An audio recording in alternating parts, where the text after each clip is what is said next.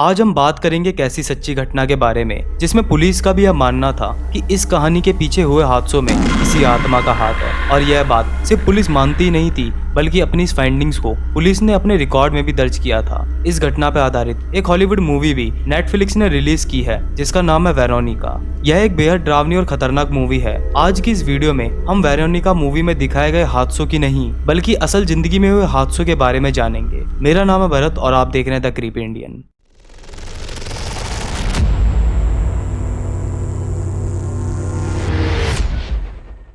Spain का Madrid शहर जो कि अपनी फुटबॉल टीम की वजह से काफी फेमस है, यहाँ के लोगों ने एक बार ऐसा अजीबोगरीब केस देखा था जो आज भी उनके रोंगटे खड़े कर देता है। यह कहानी साउथ मैड्रिड में रहने वाली एक 18 वर्षीय लड़की स्टेफानिया गुतिरेज लजारो की है। स्टेफानिया अपने माता पिता के साथ स्पेन में वेलेकास में स्थित एक अपार्टमेंट में रहती थी। स्टेफानिया के 18 वर्ष के होने तक सब कुछ ठीक था, लेकिन जब वह कॉलेज जाने लगी तो उसकी फैमिली को उसके स्वभाव में कुछ बदलाव दिखाई देने लगे। वह कभी कभी अपने भाई को देखकर घुर्राने लगती थी तो कभी कभी अपने भाई पर अटैक कर देती थी। ऐसा लगता था मानो उसके सर पे खून सवार हो गया हो। वह अपने कमरे की दीवारों को अपने नाखूनों से खरोचने लगती तो कभी कभी जोर जोर से चिल्लाने लगती थी। स्टेफानिया को देखकर ऐसा लगता था कि मानो वह किसी असहनीय दर्द से गुजर रही हो।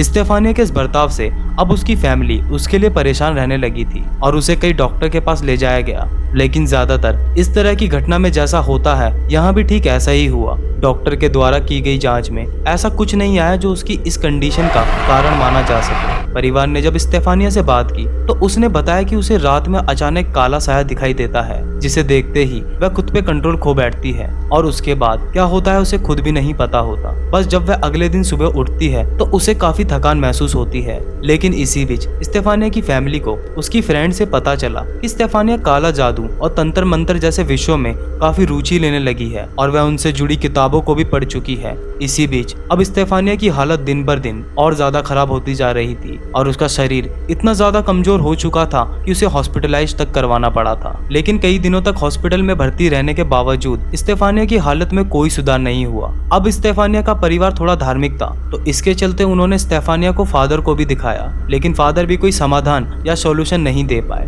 अब धीरे धीरे स्टेफानिया की हालत और ज्यादा खराब होती जा रही थी। उसका शरीर बिल्कुल पतला दुबला हो चुका था। घर वालों को बिल्कुल समझ नहीं आ रहा था कि आखिर चल क्या रहा है। स्टेफानिया की दोस्त की बात सुनकर जब परिवार वालों ने उसके कमरे की जांच की तो पता चला कि वो वहाँ काले जादू की प्रैक्टिस करना सीख रही थी। उसके रूम में उन्हें काले जादू से रिलेटेड काफी किताबें मिली। उन्हें पता चला कि वह ओइजा बोर्ड का यूज करके आत्माओं से बातें करती थी। स्टेफानिया ने उन लोगों से बात करते समय कुछ अजीब अजीब चीजों के बारे में बताया, कुछ अजीब मानवीय रूपों के बारे में बताया, कुछ ऐसी आकृतियां, कुछ ऐसे साए जो उससे रात को मिलने के लिए आते थे। स्टेफानिया ने बताया कि उनके चेहरे नहीं होते थे और वह काले रंग का लिबादा पहने हुए रहते थे। स्टेफानिया ने बताया कि वह साए उसे अपने साथ चलने के लिए कहते थे। स्टेफानिया के माता पिता उसे अलग अलग हॉस्पिटल ले गए, लेकिन उसकी बीमारी के बारे में कोई सॉल्यूशन नहीं मिला। अब इन सभी घटनाओं को तकरीबन 5 महीने गुजर चुके थे। 13 जुलाई 1991 को स्टेफानिया ने अपनी बहन मारिया पर जानलेवा हमला किया और अगले दिन 14 जुलाई को उसको एक अजीब सा दौरा पड़ा जिसमें वह कोमा में चले गई। उसके माता पिता उसे तुरंत हॉस्पिटल लेकर गए जहां पर उसे लगभग 3 हफ्तों तक रखा गया। डॉक्टरों ने उस पर कड़ी निगरानी रखी, उसकी पूरी जांच की और साइकियाट्रिस्ट ने भी उसे चेक किया, लेकिन कोई बीमारी पकड़ में नहीं आई। अब सब कुछ ठीक चल रहा था। हॉस्पिटल में उसे किसी तरह का दौरा नहीं पड़ा। स्टेफानिया का परिवार भी काफी खुश था, यह सोचकर कि शायद अब वह ठीक हो चुकी है। लेकिन एक दिन अचानक उसकी मौत हो गई। डॉक्टरों ने पोस्टमार्टम रिपोर्ट में उसकी मौत की वजह अचानक और संदिग्ध बताया, लेकिन डॉक्टर भी उसकी मौत की असली वजह नहीं बता पाए। अब स्टेफानिया की मौत के बाद घटनाएं और भी ज्यादा बढ़ गई थी। उनके घर में पैरानॉर्मल एक्टिविटी शुरू हो गई थी। जिस कमरे में स्टेफानिया रहती थी वहां से रात में किसी के चीखने की आवाज आती थी। रात में उस कमरे में ठंडी हवाएं चलती थी। उसके माता पिता ने किसी काले साए को दीवार को पार करते हुए देखा। चीजों का अपने आप टूट जाना, कांच की चीजों का अपने आप टूट जाना, दरवाजों का अपने आप खुल जाना और बंद हो जाना, यह घटनाएं तो उस घर में आम हो चुकी थी। मतलब वह घर पूरी तरह से हॉन्टेड हाउस बन चुका था। अब यह सब बातें सुनने में ही इतनी डरावनी लगती है, लेकिन यह जब किसी पर बीतती है ना, तो ऐसे घर में रहना एक पल भी मुश्किल हो जाता है। अब स्टेफानिया के परिवार काफी हिम्मत वाले थे और उन्हें ऐसा लगता था कि यह आत्मा किसी और की नहीं बल्कि उनकी खुद की बेटी की है, और उन्हें लगता था कि स्टेफानिया उन्हें कुछ बताना चाहती है। स्टेफानिया की मृत्यु के 2 साल बाद 1 नवंबर 1993 को उसके लिविंग रूम में लटकी हुई उसकी तस्वीर में खुद ब खुद आग लग गई और स्टेफानिया की तस्वीर का सिर्फ वह हिस्सा जल गया जिसमें उसका चेहरा था। अपने आप उस तस्वीर ने आग पकड़ ली और यह नजारा स्टेफानिया के पूरे परिवार ने अपनी आंखों से देखा। ना पूरा फ्रेम जला ना कुछ और, केवल शीशे के अंदर स्टेफानिया का चेहरा जल गया था। और ये फोटो अभी आप अपनी स्क्रीन पर देख भी पा रहे हैं। अब इस घटना को इतने साल बीत चुके हैं, इसलिए इस तस्वीर की हालत खराब है, लेकिन उस समय इस तस्वीर का सिर्फ चेहरा जला हुआ था, जो आप लोग आज साफ देख सकते हैं। एक दिन रात के समय किसी अनजान शक्ति ने स्टेफानिया की मां के ऊपर जानलेवा हमला किया, उसकी जान लेने की कोशिश की। अब इसके बाद स्टेफानिया के परिवार को यकीन हो गया कि उनके घर में जो कोई भी घूम रहा है वो स्टेफानिया नहीं बल्कि कोई शैतान है। उन्होंने तुरंत फिर पुलिस को बुलाया, लेकिन जब पुलिस ने घर की जांच की तो उन्हें कुछ नहीं मिला। स्टेफानिया की मौत के बाद उनके कॉलेज के एक टीचर जो कि नन थी, उन्होंने आकर बताया कि स्टेफानिया ऐसा कॉलेज में क्या करती थी जिसकी वजह से उसके बर्ताव में बदलाव आ गया था। स्टेफानिया के 1 या 2 खास दोस्त थे, जिनमें से किसी एक दोस्त के बॉयफ्रेंड की मौत हो गई थी। यह हादसा शायद बाइक एक्सीडेंट में हुआ था और वह दोस्त अपने बॉयफ्रेंड को काफी याद करती थी, उससे बात करना चाहती थी। अब उसको पता था कि स्टेफानिया काले जादू की प्रक्रिया करती है, वो किसी न किसी तरह से उसके बॉयफ्रेंड से बात करवा सकती है। तब एक दिन यह सभी दोस्त मिलकर ओइजा बोर्ड का इस्तेमाल करके यही कोशिश कर रहे थे, लेकिन तभी किसी टीचर ने उन्हें यह सब करते हुए देख लिया। उस टीचर ने उन्हें वहां से तुरंत हटा दिया और उस ओइजा बोर्ड को तोड़ दिया। लेकिन जब उस टीचर ने ओइजा बोर्ड को तोड़ा तो उसके अंदर से एक सफेद धुआं निकला और वो धुआं स्टेफानिया के अंदर चले गया था। और यह घटना होते हुए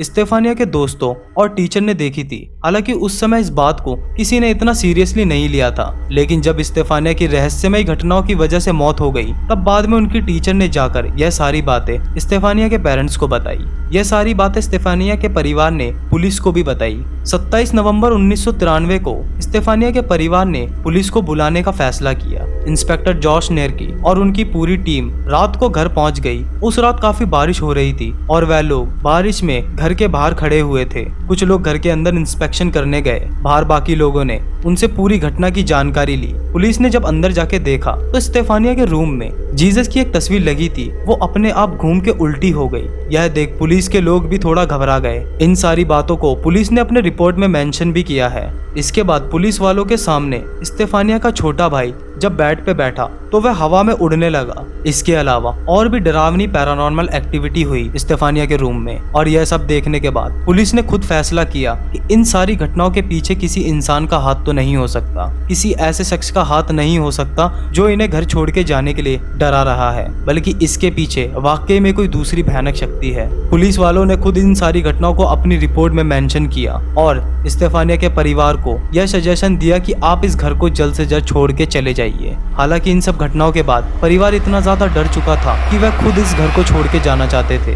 उन्होंने पुलिस की बात को मानकर वह घर हमेशा के लिए छोड़ दिया। खुशनसीबी से उस घर को छोड़ने के बाद स्टेफानिया के परिवार को फिर कोई पैरानॉर्मल एक्टिविटी फील नहीं हुई और उनकी जिंदगी एक बार फिर से पटरी पर लौट आई। तो यह थी स्टेफानिया की खौफनाक कहानी, जिस पे दुनिया की सबसे डरावनी फिल्म वेरोनिका बनी है। ऐसा कहा जाता है कि अगर यह फिल्म 100 लोगों को दिखाई जाए तो उसमें से केवल 2 या 3 लोग ही इस मूवी को पूरा देख पाते हैं। इस फिल्म को देखते समय कई लोगों की हार्ट अटैक से मौत भी हो चुकी है। यह मानव इतिहास की पहली और इकलौती घटना ऐसी है जहां पर पूरे इंस्पेक्शन के बाद पुलिस ने भी मान लिया था कि ऐसी कोई चीज है जो उनकी समझ से बिल्कुल बाहर है। कोई ऐसी भयानक शक्ति है जिसकी चपेट में स्टेफानिया काफी सालों से थी और वही उसकी मौत की वजह भी बनी। यह अपार्टमेंट आज भी बंद पड़ा है और यहाँ किसी को भी जाने की अनुमति नहीं है। ऐसी ही मिस्ट्रीज दुनिया में आज भी मौजूद है जिन्हें हम और आप मिलके तराशने की कोशिश करेंगे। आपको क्या लगता है इस घर में इन सभी घटनाओं की मुख्य वजह क्या है? आप अपने जवाब हमें कमेंट सेक्शन में दे सकते हैं। अगर आपके पास कोई रियल लाइफ हॉरर एक्सपीरियंस है तो डिस्क्रिप्शन में दिए गए मेल आईडी से हमें कांटेक्ट करें। ऐसी और डरावनी कहानी के लिए वीडियो को लाइक और हमारे चैनल द क्रीपी इंडियन को सब्सक्राइब जरूर करें। मैं भरत अब आपसे मिलूंगा नेक्स्ट वीडियो में, तब तक के लिए गुड बाय।